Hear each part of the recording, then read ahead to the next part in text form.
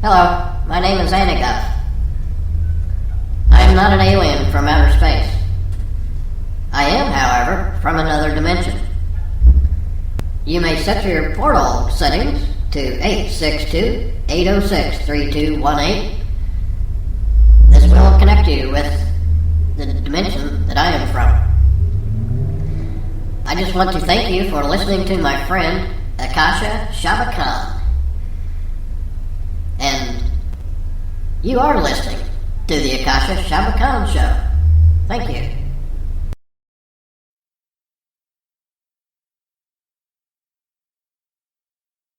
Time does not exist. There is no cause and effect. There is no beginning and no end. Obstacles are opportunities. You create everything that you need for the dream. The reactions are real. The characters are all illusions. The only way you know you're dreaming is to awaken. So those are the things we're going to talk about. We're going to cover these a little bit. Let's see how the conversation goes. Should be interesting. Now, Einstein's life study was devoted to the simple message that we exist in a completed universe. In a completed universe. I mean, today they're talking about the universe is still expanding, but if you understand the greater meaning of a completed universe, that means that everything's already complete. Everything that's supposed to be here is here already. If it looks like the universe is expanding, that's just because at this point in our evolution, this is what we see. We're able to see that it looks as though it's expanding, when in fact, it already is all that it's going to be. We just don't have the ability to perceive it as whole at this moment. So, if time does not exist, except as a convenience for man, then 8 hours and 80 years are the same thing. A dream of 8 hours and a dream of 80 years are identical. And the only way we know that we're dreaming is to wake up. In a dream, we can be a tiny baby, we can be a toddler, or we can be an adolescent.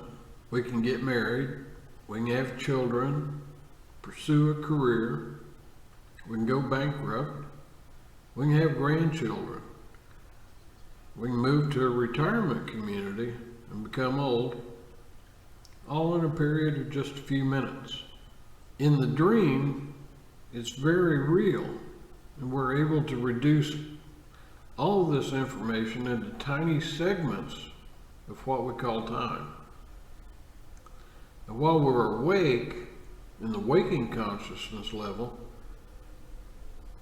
it is possible also to recognize that time is an illusion and redefine ourselves to include our formless and aidless natures. We can do that.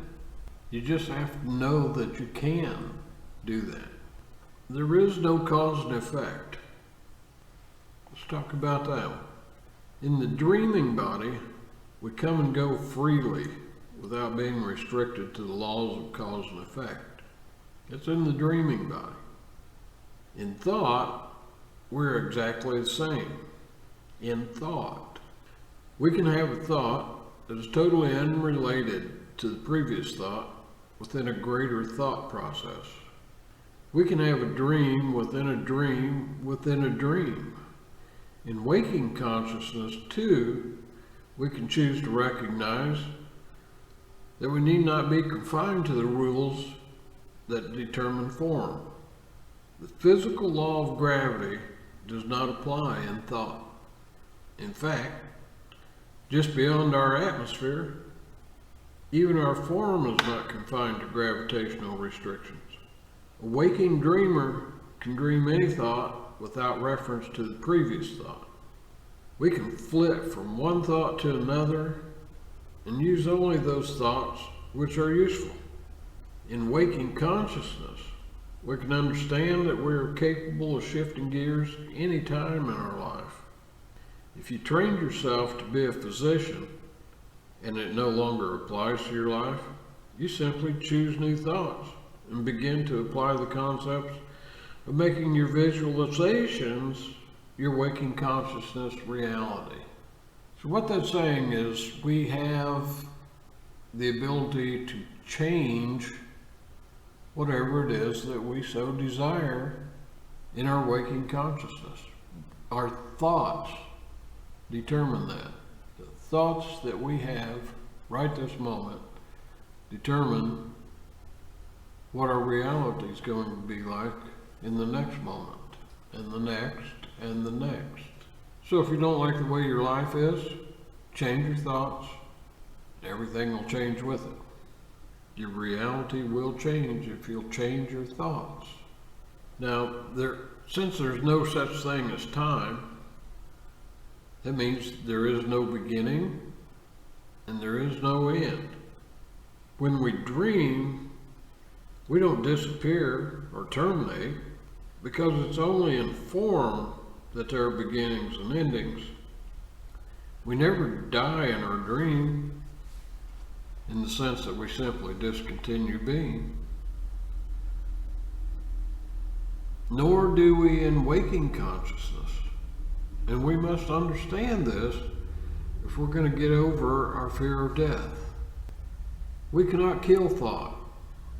And we can prove this over and over every night. Your dead grandmother can be right there in your dream. At age 53. At age 83. Unrestricted to the rules of form.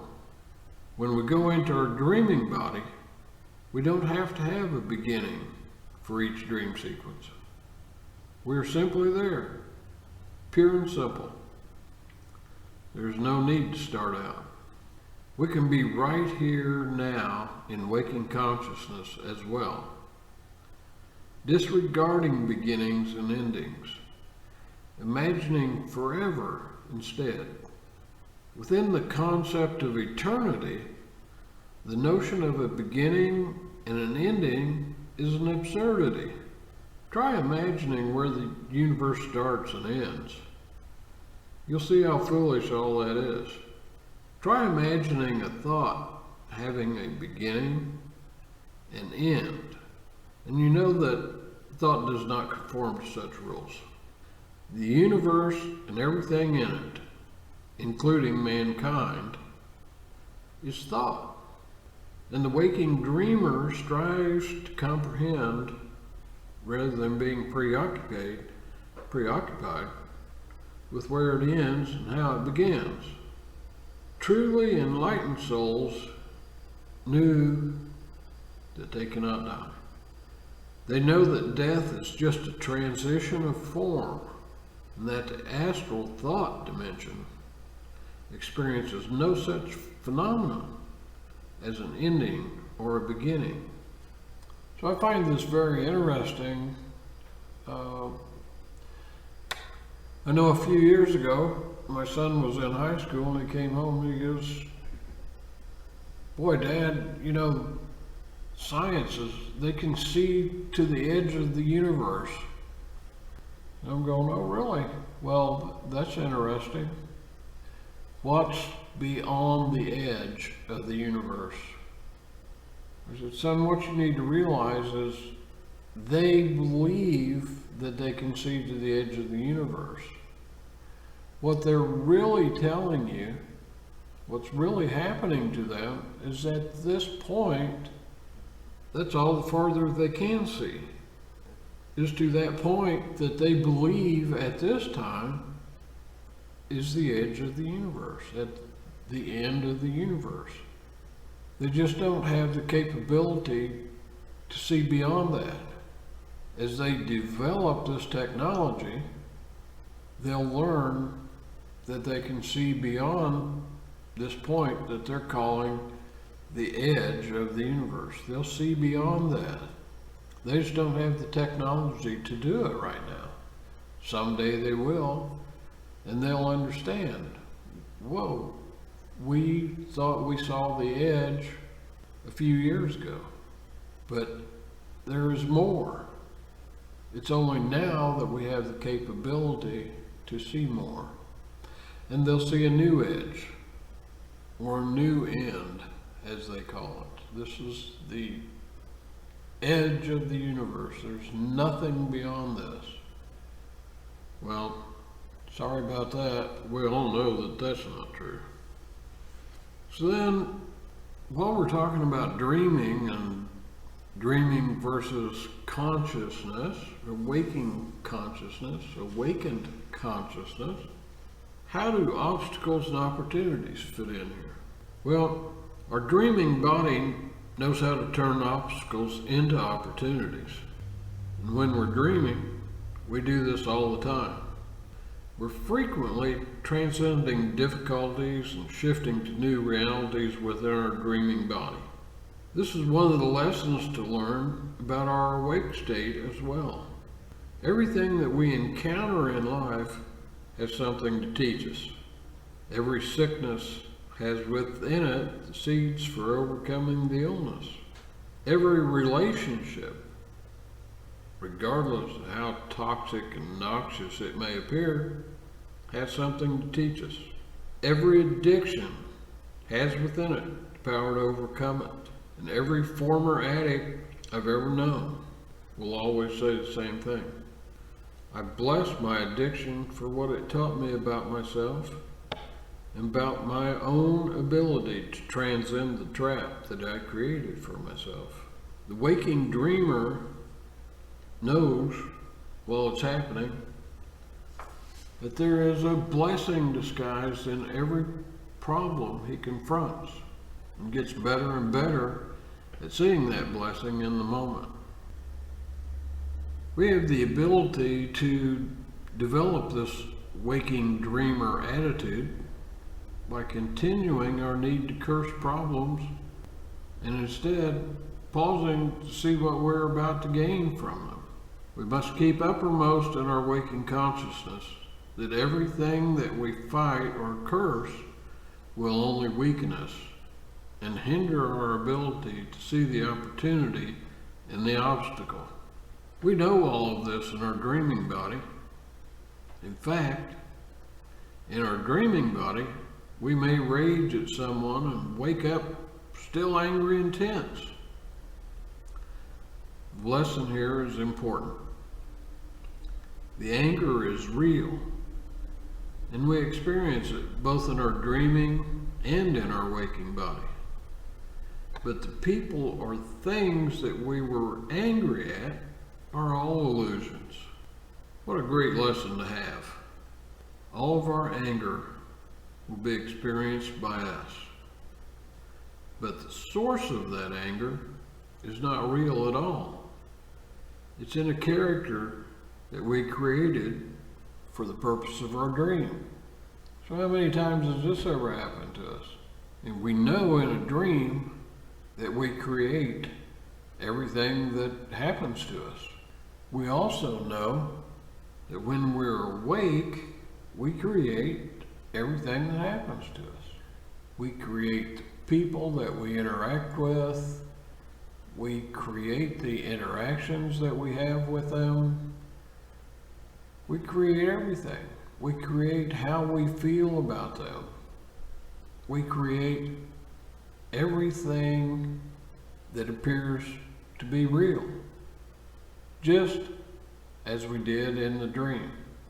It's just all an illusion. So that takes us to this point, that you create everything that you need for the dream. In our dreaming body, we create everything that happens. We create all of the people, the events, everybody's reactions, the time frame, everything. We also create everything that we need for our waking consciousness. Let that sink in for a minute. That's one of the lessons that spiritual masters have been trying to teach us since the beginning of recorded history. Take responsibility for everything. Imagine yourself dying and looking back at this level of consciousness from that dimension of formlessness so similar to dream consciousness. As you transcend your cage or your body you'll see that you created everything you needed for the dream that we measure in years rather than hours. But that is exactly the same if we understand that time does not exist. So what we're saying is that in our dream state, it's the same as our conscious state. And when we transcend this conscious state and go into what we'll call death, we're actually waking up in a new state where we'll look back on our conscious awakeness and see that we created it all. It was all just an illusion, just like our dream state felt like an illusion. And that's what we're going to experience in death. It's the awakening in a new dimension, and this awakening state that we're in now will appear as a dream. Now, try to recapture that notion while you're here in this body. Keep reminding yourself that you're a multi-dimensional being. From this perspective of being, in the dimension of pure thought, creating all of your experiences, it'll not seem like such an absurd notion. Look at everything in your life from the perspective of knowing that it's impossible to retain form when you transcend it. Just as you cannot hold on to things that you create for your dream when you awaken. It's a bit weird, yep, a bit scary. But imagine what a powerful and transcendent idea this could be in your life. You begin to stand away from your own form and view everything that you have and do not have. All of your possessions, all of your relationships, all of your business enterprises, all of it is something you have created for this dream. Now you can learn to have your creations work to make this the best dream anyone ever had. Or you can become upset, immobilized, depressed, worried, overstressed by things that you've created for this dream. All over illusions. So why not begin to take responsibility for it all? Enjoy your 80+ year dream. Yeah, our 80+ year dream. Now then, the reactions are real, the characters are all illusions. While you're dreaming, we have many emotional reactions. We feel ecstatic as a result of some thoughts, and our body reacts with changes in blood pressure, increased heart rate, blushing, erections, smiling, and the like. We feel hurt as a result of other thoughts that are our dreams. And our body reacts with frowns, tears, and other physical manifestations. Anger is produced by dream thoughts, and our body responds with clenched fists, fast breathing, gnashed teeth, even tears.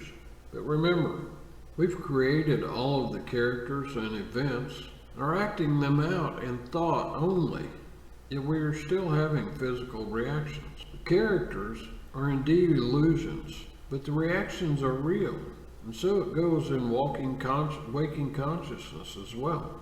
Though it may be difficult for you to accept the waking dreamer concept in your life right now, I have no desire to debate about what exists or does not exist in whatever reality is or is not. To me, the reactions, the manifestations of your feelings are real. If those feelings are interfering with your enjoyment of this life, then you need to examine what you're allowing to interfere with your happiness. Whether the people or events are real or not is just a question of perspective. The value lies in examining what is happening to you, rather than whether what is happening is caused by something real or an illusion. Examine your anger, your hatreds, or your stresses in this new light. No one can create anger or stress within you. Only you can do that by virtue of how you process your world, or in other words, how you think.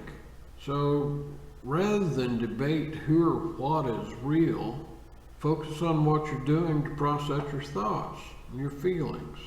And just as in your dreams, when you really awaken, you'll see as you look back that only your reactions, the residue of feelings in your body, remain. Are you able to let those feelings and thoughts flow through without censorship as you do in dreaming consciousness? In waking life, can you think what you think without judging it or repressing it or stopping it? In dreaming consciousness, you feel and encounter the array of human experience without judgment. Try doing that in waking consciousness too, and you'll become what I mean by an awake dreamer. Consider the realm of love. Your reactions of love are real and you experience them in your wakeful body. But only you can create those reactions by your thoughts. The more you choose to have loving, positive, beautiful thoughts toward yourself and toward others in your life, the more you'll have the salubrious reactions in your body. We create it all, including the persons who are in our lives. More important, though, is how we allow or disallow our inner reactions. This is the true essence of being a waking dreamer, to be non-judgmental of how we react emotionally to all the characters and events that are part of our lives. Focus on what you do with what you think and feel. If you learn how to die while you're alive, you'll be able to look back at all those externals and see that they're illusory, but that your reactions within you are very, very real. In fact, those reactions are what you are, your thoughts, pure and simple. Now, the only way you know you're dreaming is to awaken. Let's look into that for a moment. If we dream 24 hours each day, that would be our entire reality. But we know that we're dreaming only when we awaken. The same thing applies to this level of consciousness that we call wakefulness. Once we awaken, that is, examine the principles of the dimension of formlessness and thought, we're able to look upon all of our activities in the same way we look at our dream consciousness. From the perspective of awakening, it's pretty silly to be attached to things which we have to be asleep to experience, no doubt. That's why my neighbor has a sign in her laundry room that says, "After enlightenment, the laundry." It's unnecessary to allow the actions of others to control our thoughts when we have the capacity to process our world and the people in it as we choose. Awakened persons know deep within their souls that they are much more than a body, that they create everything that they need for their dream.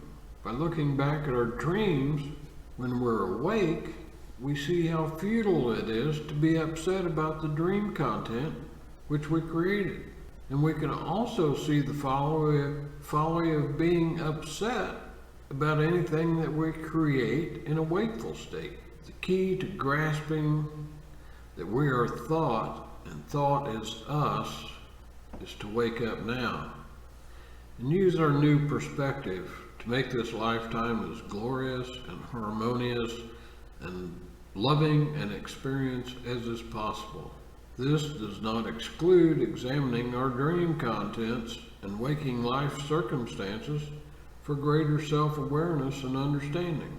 Now, I suggest that you re-examine the 7 principles of being a waking dreamer and think of how you can apply them in your life.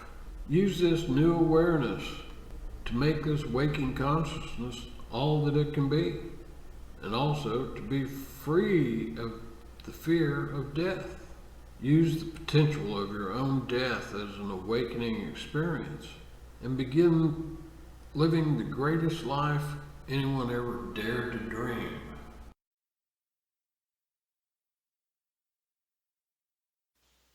Remember what Akasha always says, the truth is out there, question everything, and remain curious, my friends, and have the best day ever.